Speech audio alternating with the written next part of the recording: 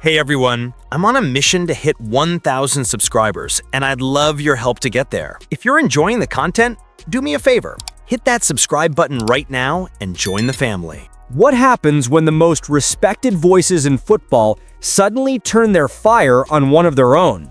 When legends who built the game decide to call out a current head coach live on national television?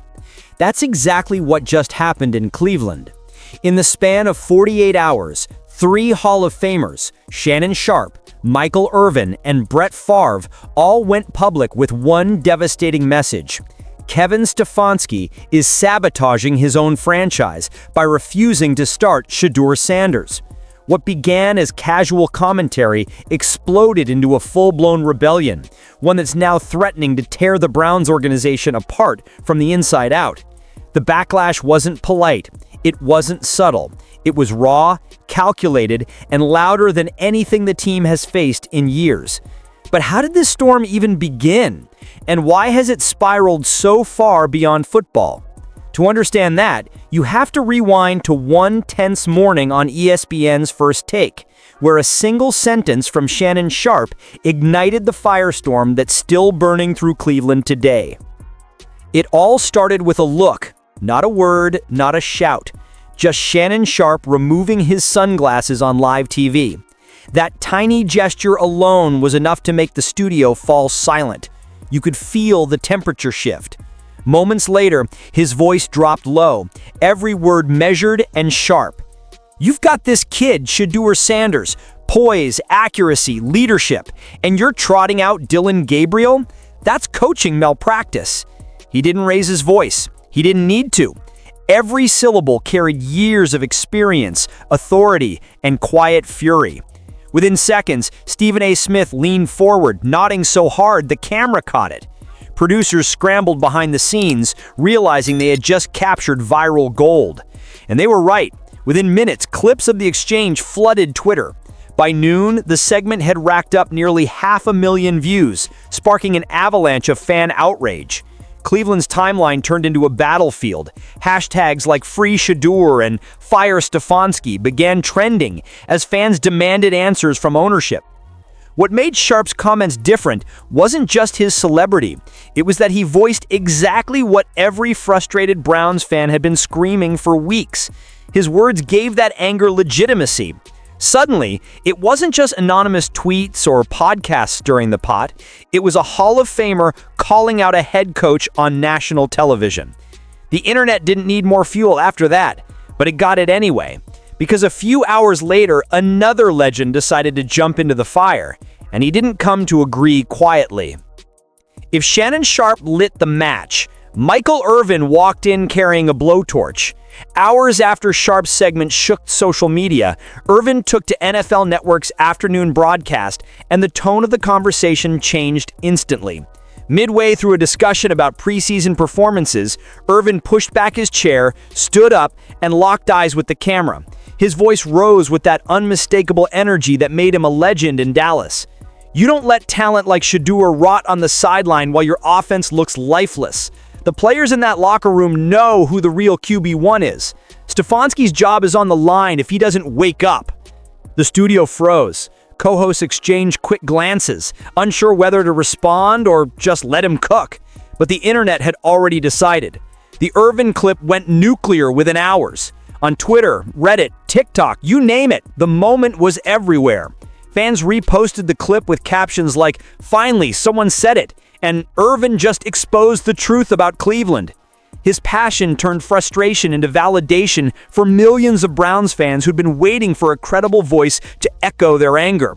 But beneath the headline moment was something more dangerous. According to insiders, Irvin wasn't just speculating, he was reflecting what he'd heard directly from players inside the Browns locker room. That single reference, "the players know," hit harder than any hot take. It hinted at cracks within the team itself, frustration simmering behind closed doors. And when a Hall of Famer like Michael Irvin suggests the locker room has lost faith, it doesn't just trend online, it sends panic through an entire organization. By the end of the day, hashtag Free Shedeur was no longer just a hashtag. It had become a movement. Fans were flooding comment sections, tagging ownership, demanding immediate change. But what happened next took things from controversial to historic. Because when Brett Favre decided to weigh in, the entire narrative shifted from internet outrage to a crisis the NFL could no longer ignore. Then came the voice nobody expected, Brett Favre. The man who rarely comments on modern NFL controversies broke his silence during a casual Mississippi radio interview, and what he said sent shockwaves through every sports outlet in America. When the host lightly mentioned the Browns' quarterback situation, Favre didn't dodge, didn't hesitate. His tone was calm, almost surgical. I don't know what Stefanski's waiting for. Sanders has got that it factor. If you've got a young quarterback with confidence and command, you play him, period. Otherwise, you risk losing the locker room. That last phrase, losing the locker room, echoed like a siren. It was the exact same warning Michael Irvin had shouted hours earlier. Only this time, it came from a Hall of Fame quarterback who had lived through decades of coaching turmoil. Favre's words carried the kind of weight that can make owners nervous and coaches sweat. He wasn't yelling, he wasn't sensational. He was simply stating truth as he saw it, and that calm confidence made it even more devastating. Within minutes, sports talk shows were quoting the segment. Headlines popped up everywhere. Favre calls out Stefanski. Brett Favre sides with Shedeur. Analysts dissected his tone, his phrasing, even the pauses between his words. To fans, it sounded like confirmation, not speculation, that the locker room was on the brink of rebellion.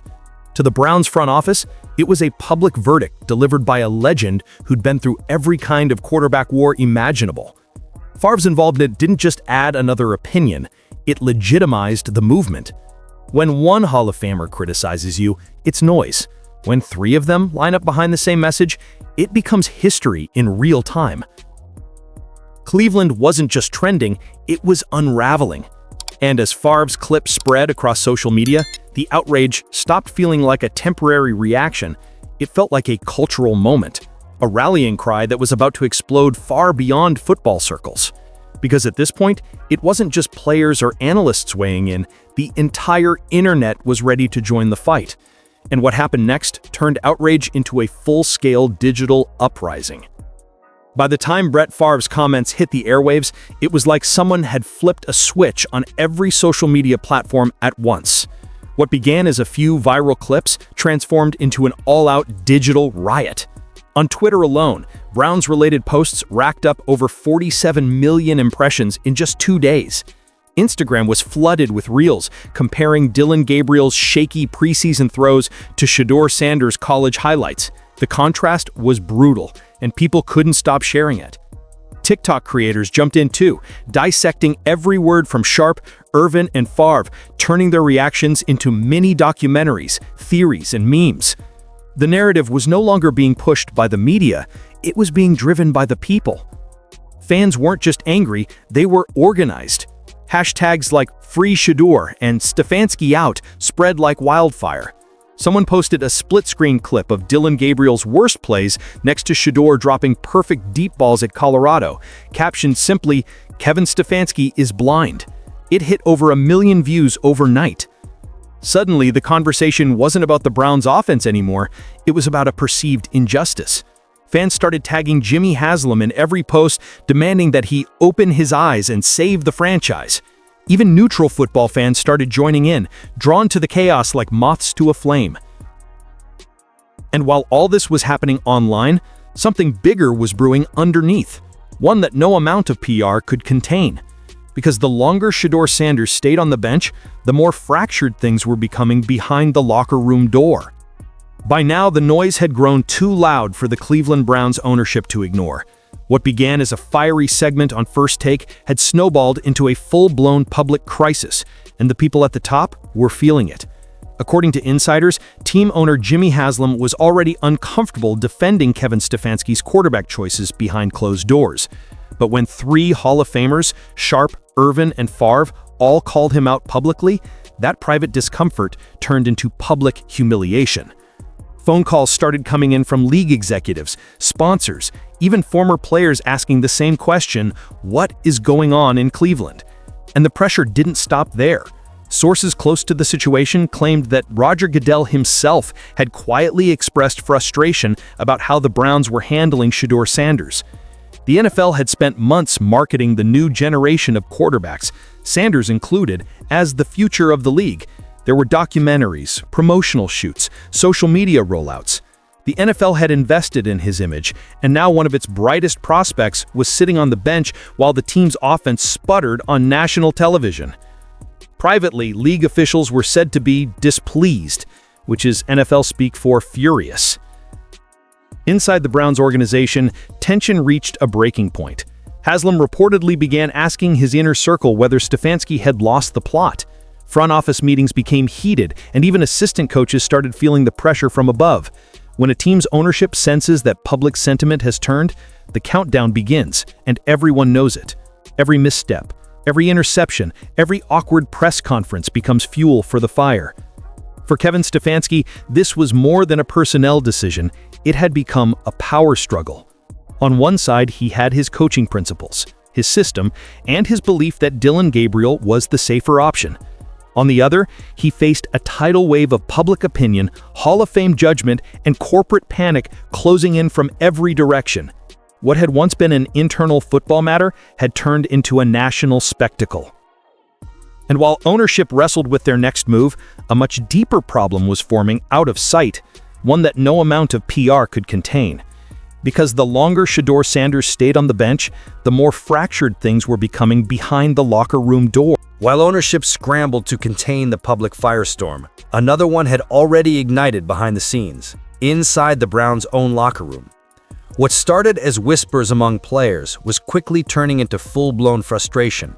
Anonymous reports from team insiders painted a picture of a roster divided, offensive linemen tired of blocking for a quarterback they didn't believe in, receivers quietly questioning why Shedeur Sanders, the guy they called the natural leader in practice, was still watching from the sidelines, and defensive veterans trying to keep the peace while privately wondering how long the coaching staff could ignore reality.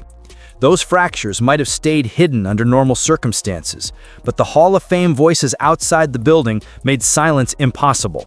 When Michael Irvin said, "The players in that locker room know who the real QB1 is," he wasn't guessing. He was echoing the same frustration already boiling inside the team.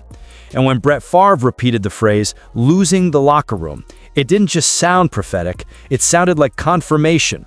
Players scrolling through social media saw their private doubts turned into national headlines, and once that happens, there's no going back. Kevin Stefanski tried to hold firm. He continued preaching trust the process, emphasizing Gabriel's familiarity with the playbook and his consistency in practice. But inside the building, those justifications rang hollow. Players were watching the same film the fans were, seeing the same mistakes, hearing the same crowd chants every Sunday. Every repetition, every team meeting, every sideline conversation started to feel heavier, like everyone knew something had to change, but no one was allowed to say it out loud. And that's the kind of tension that destroys teams from within. It's not a sudden explosion, it's a slow fracture, spreading a little wider every day until something finally snaps.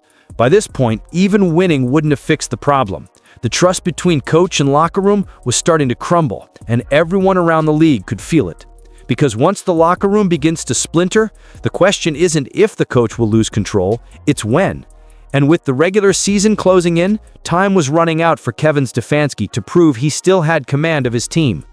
As training camp wound down and the regular season loomed, Cleveland no longer felt like a football team preparing for kickoff. It felt like a pressure cooker seconds away from bursting.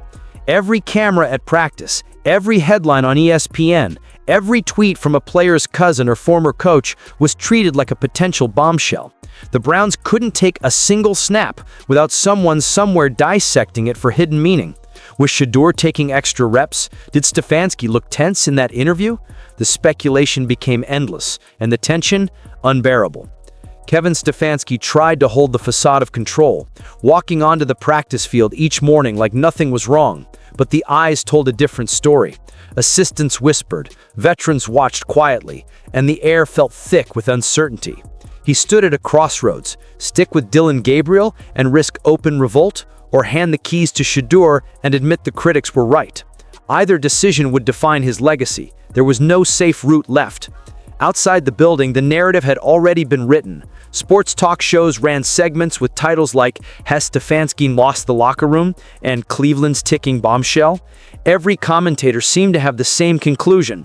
If Shedeur Sanders didn't start soon, Stefanski's days in Cleveland were numbered. Fans flooded training camp gates with signs that read, "Play the kid," and "We want Shedeur." The message was loud, relentless, and personal. Inside, the players were just as tense. Some had stopped hiding their frustration altogether. Sideline glances, quiet conversations in the cafeteria, late-night texts that leaked to reporters. Every rumor fed the next, and every leak tightened the vice around Stefanski's neck. The Browns coach wasn't just battling for a quarterback decision anymore. He was fighting for his authority, his reputation, and possibly his career. It was the point of no return. If Stefanski doubled down now, he risked alienating his roster beyond repair. If he backed down, he'd look weak, a coach who bent under public pressure. The storm outside had merged with the chaos inside, and there was no longer a line separating the two. The Browns had become the NFL's biggest story, but for all the wrong reasons. And as the season's opening week crept closer, one truth became unavoidable. Someone was about to break. As Cleveland braced for the season opener, the tension surrounding the team felt almost cinematic, a storyline too explosive to be real, yet impossible to ignore. Inside the Browns facility, everyone knew this wasn't just about who would start under center. It was about power, pride, and perception. Kevin Stefanski stood alone at the center of it all, balancing on the edge of two impossible choices: stay loyal to his system and risk losing everything, or surrender to the storm and watch his credibility vanish overnight. Either move could define or destroy his career. Meanwhile, Shedeur Sanders waited quietly, saying little but commanding all the attention without speaking a word. Every time cameras caught him on the sideline, helmet off, studying film, calm and focused, it fueled the story even more. Fans treated him like a folk hero in exile, the chosen one benched by a stubborn coach. The contrast between his composure and the chaos surrounding him only deepened the mystery. Was Stefanski protecting him or protecting himself? The pressure had reached a level the Browns hadn't experienced in years. Analysts debated endlessly on sports talk shows, former players weighed in daily, and every minor roster move was spun into breaking news. Even within the team, players began to act like they were part of something bigger than football, a saga about fairness, leadership, and who really held the power in today's NFL. The question was no longer if a change would happen, but when. And then came the headlines that no coach ever wants to see. Headlines like ownership losing confidence, locker room fractured, league watching closely. Those words hit like warning sirens.